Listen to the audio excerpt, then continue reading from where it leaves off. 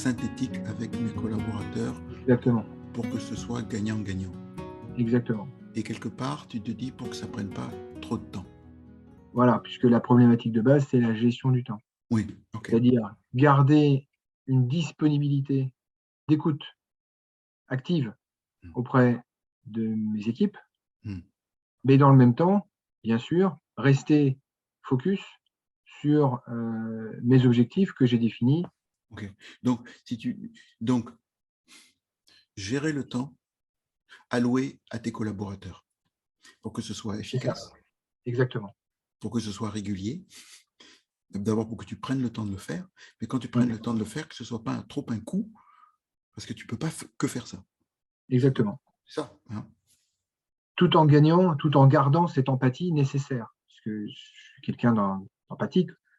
L'idée, c'est que le collaborateur, quand il reparte avec une réponse, et qu'il reparte mieux que quand il est venu. Oui. Ça, c'est ce que je souhaite. D'accord. Alors, première question donc, je vais poser. C'est dans la dynamique gagnant-gagnant, il y a une attitude. Oui. Donc, quelle est l'attitude que toi, tu dois avoir et quelle attitude que le collaborateur doit avoir pour arriver dans ces échanges à être gagnant-gagnant? Je suis en phase d'écoute. Okay. Vous avez une question, très bien. C'est quoi votre demande? Je reformule ou je demande à préciser la demande si ce n'est pas clair. OK, je peux y répondre. OK, j'ai compris. Voici ma réponse. Une attitude toujours positive, d'écoute, une attitude d'écoute. OK, je suis en écoute active. Voilà. Je suis ouvert. Oui. OK, je suis disponible. C'est ça. OK. Et ça, déjà, c'est difficile. Il faudrait certainement aussi rester centré sur cette discussion. Oui.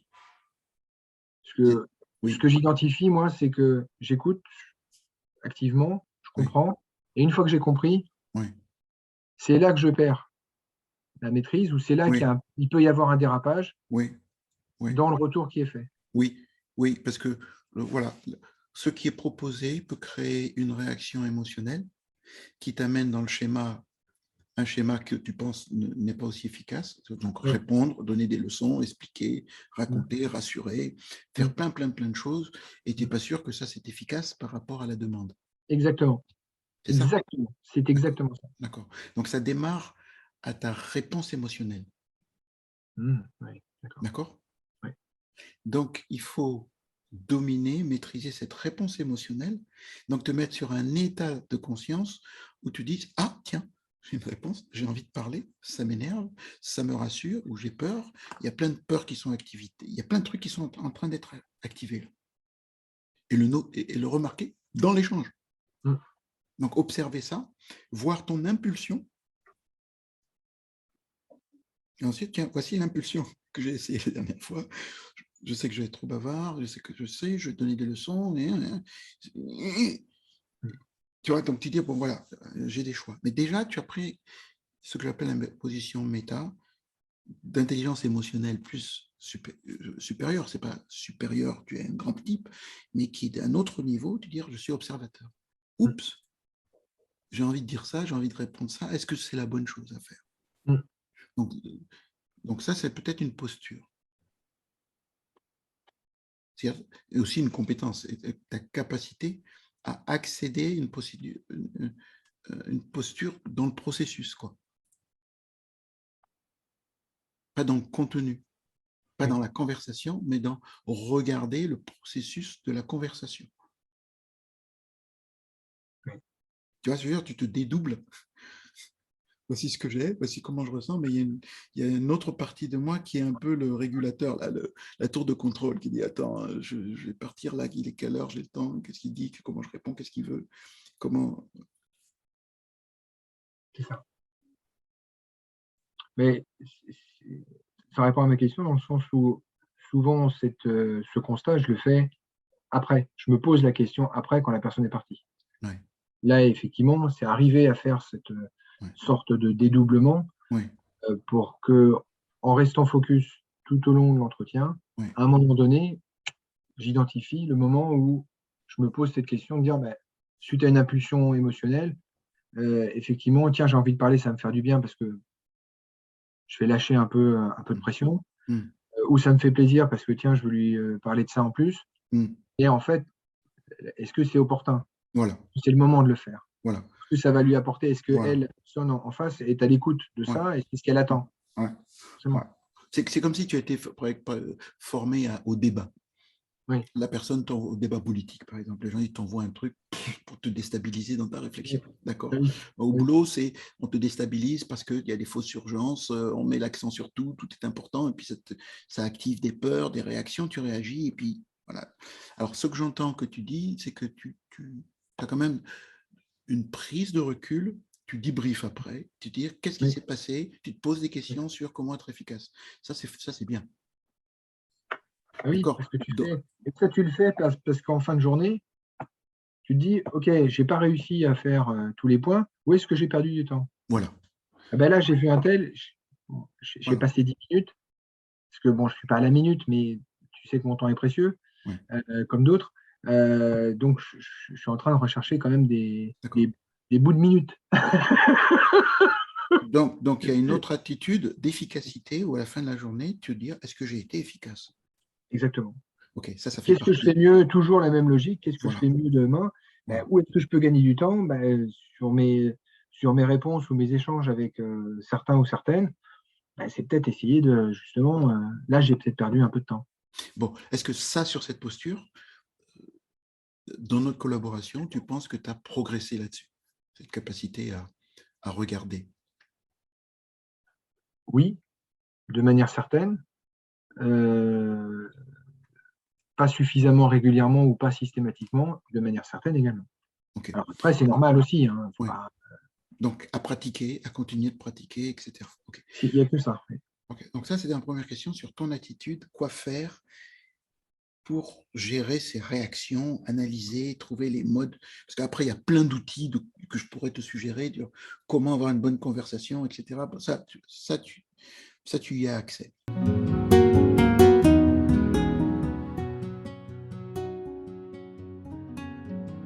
Après, l'attitude de ton collaborateur. Parlons donc de la posture, l'attitude de ton collaborateur. Qu'est-ce qui serait gagnant-gagnant? Si lui veut du gagnant-gagnant, quoi il doit progresser, lui? Qu'est-ce qu'il doit apporter? Qu'est-ce qu'il doit avoir, lui? Quand je suis obligé de compléter la demande pour qu'elle soit plus claire, il y a un manque de préparation.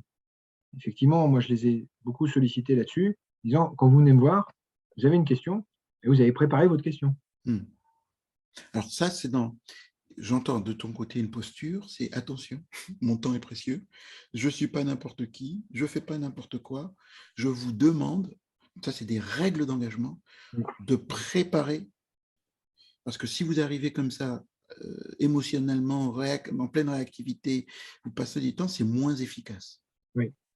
Donc je vous encourage à être efficace, comme ça vous allez récupérer plus de ce que vous voulez. Oui. D'accord? Donc ça c'est encore de ton côté. Oui. Donc, il faut les former, il faut leur expliquer, il faut leur donner envie, il faut leur donner en quoi ils vont gagner, préparer, parce que chaque fois qu'ils vont être bien préparés, bien souvent, ça va être utile pour eux parce qu'ils vont récupérer ce qu'ils demandent quelque part. Il vient avec une question précise et il attend, voilà. Il est prêt à écouter réponses voilà. et commentaires. Voilà, c'est ce que j'appelle manage the boss.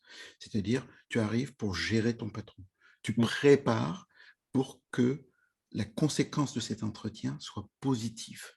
Donc, c'est toi qui es en charge, quoi.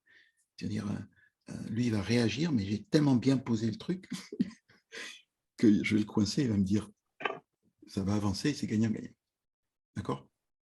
Et au-delà de la question, c'est qu'est-ce qu'il attend? C'est qu'il réponde aussi à cette interrogation, c'est qu'est-ce qu'il attend de moi? Voilà. Est-ce qu'il attend de moi une validation? Est-ce qu'il attend de moi un avis, un conseil, une orientation? Oui. Directive? Oui. Parce que bien souvent, voilà, on arrive avec une question qui est une vraie question, mais sur laquelle on n'a pas d'attente, quoi. On n'a pas défini l'attente. Voilà. Donc, il arrive avec une demande claire de ce qu'il te demande de faire par rapport à cette situation-là. D'accord? Ce n'est pas ce qui se passe d'habitude. Qu'est-ce qui se passe d'habitude? D'habitude, d'habitude pour certains, on vient avec une question, et puis on attend effectivement qu'on donne la solution ou qu'on apporte la solution. Voilà, ils arrivent en fait, je pense, ce que tu me dis, c'est qu'ils arrivent avec une réaction. J'ai ce Oui. problème-là, il faut faire ci, il faut faire ça, Voilà. ça. Qu'est-ce que je dois faire, chef? Voilà. Et toi, tu aimerais avoir quoi? Bien, qu'on pose le problème et qu'ils viennent déjà avec des solutions où je n'ai plus qu'à valider Ouais. la solution. Oui, Et sensibiliser sur tel ou tel point en disant, oui. OK, ça c'est bien, attends, il faut vérifier ça, vous faites attention à ça, Okay. puis ça va marcher. Oui. Alors attention, il y a une grosse erreur. Les gens pensent que le manager dit « amenez-moi des solutions ».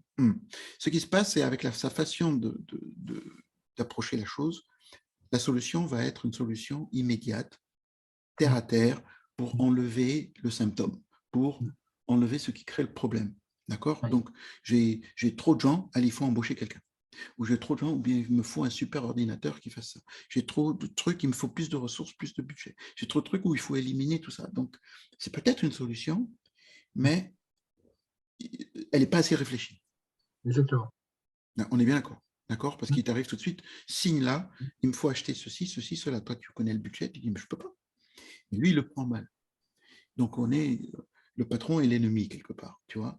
Par contre, s'il arrive à dire, j'ai réfléchi, voici le diagnostic de cette histoire. Est-ce que tu es d'accord sur le diagnostic? Si tu es d'accord sur le diagnostic, toi et moi, on peut voir quelles sont les options. Exactement. Et dans les options, on peut agréer qu'est-ce qu'on fait par rapport à, on a ce panier de ressources, comment on l'utilise gagnant-gagnant. C'est ça? Oui. Donc, ce que tu lui demandes, c'est de préparer un diagnostic, pas une solution. Exactement. C'est plutôt ça. Donc, du coup, dans un monde parfait, il aurait la capacité et les compétences de prendre du recul, de comprendre sa réaction, de comprendre ce qu'il veut demander, prendre encore plus de recul et créer un argumentaire pour t'amener à agréer sur le diagnostic. T'en connais beaucoup qui font ça? Non.